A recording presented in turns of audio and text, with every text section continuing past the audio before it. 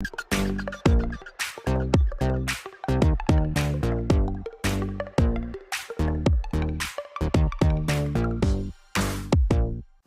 everybody, welcome to the Midweek Devotional. It's been a couple weeks since I've been able to get one of these up and going. I apologize for being so busy and overwhelmed with just stuff. And so hopefully I can get everything situated. That way I can get something put out to you guys every week. I want to get kind of serious here for a minute. There's somebody out there, and you know who you are. I'm not going to mention any names, but somebody out there is praying for snow, and you need to stop. This is crazy. May 31st, and I wake up and it's snowing outside. Man, this is ridiculous. You're praying for the wrong kind of precipitation. We just need the regular wet stuff, not white stuff. So whoever's praying for snow, I forgive you. But it's time to stop, okay? So anyway, since I've been gone, we have now moved on to our summer session of Explore the Bible. We're now in 1st and 2nd Kings. If you haven't got your book, swing by the fellowship hall. We got some sitting in each of the classrooms, or you can shoot me a text or a message and I can try to bring one by to you if you want to get started on it this week. Because we're into it starting Monday, 2 days ago. So we're into it, and we're reading 1 Kings. So it's some good stuff. Obviously, we start in session 1. And session 1 is 1 Kings chapter 3, verses 4 through 15. If anybody's ever read 1 Kings, you know this is about Solomon. And this little particular section is about Solomon asking God for mercy. So Solomon goes up to make a sacrifice, and God gives him this dream. And in this dream, or this vision, God asks him, what should I give you? What do you need? Kind of like the genie. You get 3 wishes, right? And Solomon, being this pretty wise guy, even though he's very humble about it and says he's not wise, he prays and asks God to give him some wisdom. And so I want to read a couple of the verses that kind of stuck out to me. I'm going to read them out of just the book here that we're working out of. So it's the Christian Standard Bible version. But verse 5 says, "At Gibeon the Lord appeared to Solomon in a dream at night. God said, 'Ask, what should I give you?' Verse 6, and Solomon replied, 'You've shown great and faithful love to your servant, my father David, because he walked before you in faithfulness, righteousness, and integrity. You've continued the great faithful love for him by giving him a son to sit on his throne as it is today.'" He goes on to talk and tell God what it is that he wants.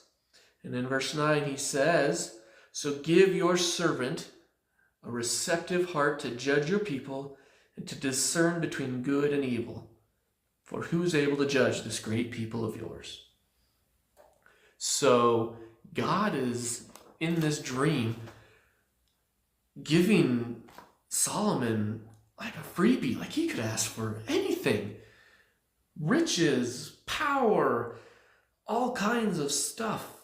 Gold, myrrh, anything that they wanted back then. He could have asked for it, but instead he asked God to give him wisdom and discernment in dealing with people and figuring out good and evil. Man, I don't know if I would have done that. God asking me, "What do you want? What shall I give you?" I would have been like, where do I start? Pay off my mortgage? I'd like a summer house, a boat, a new truck, a car, pay for my kids' college. I don't want to ever go to work again. I mean, the list is long, right? I've thought about it. We've all thought about it. And Solomon just asked for wisdom. He's a very humble and wise man, even though he says in there that he's just like a child, unexperienced.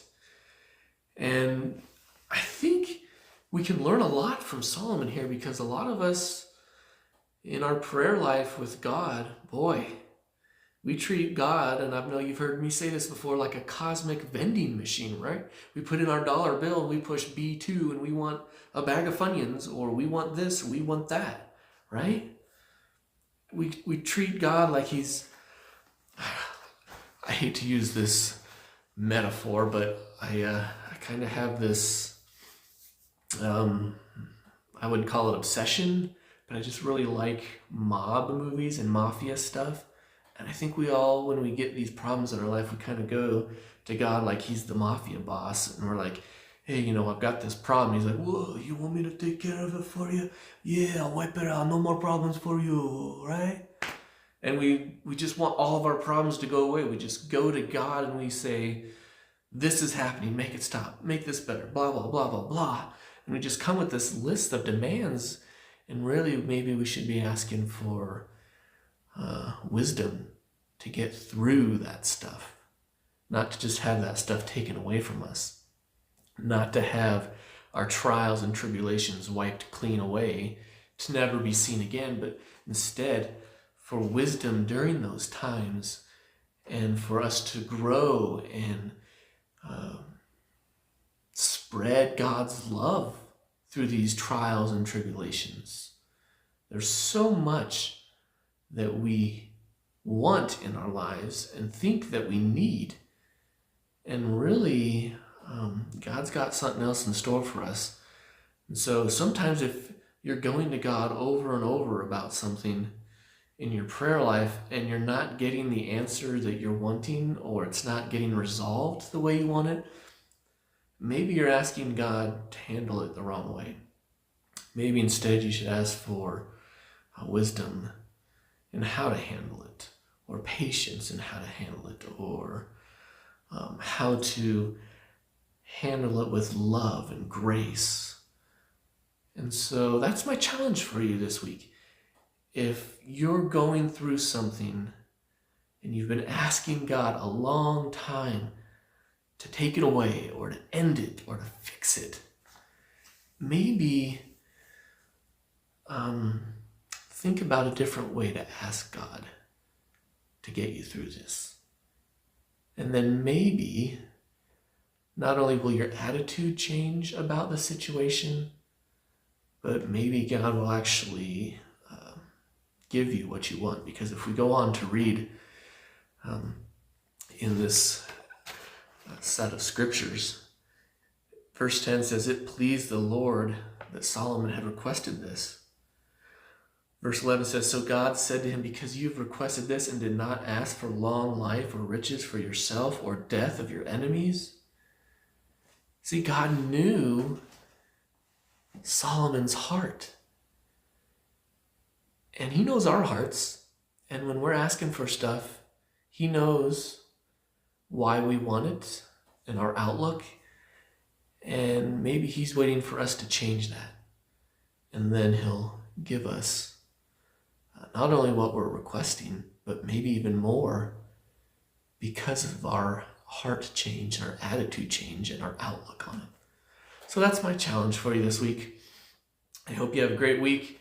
I hope to see you on Sunday in Sunday school at 10 a.m. If you want to come earlier at 9:30 and eat some breakfast and have some coffee and some fellowship, we're here.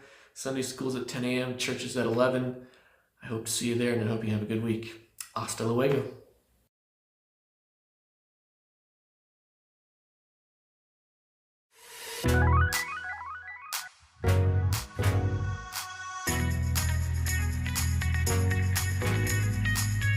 What if I told you that you are the answer to someone's prayers? What if I told you that there's something wrong in the world that God wants to use you to make right?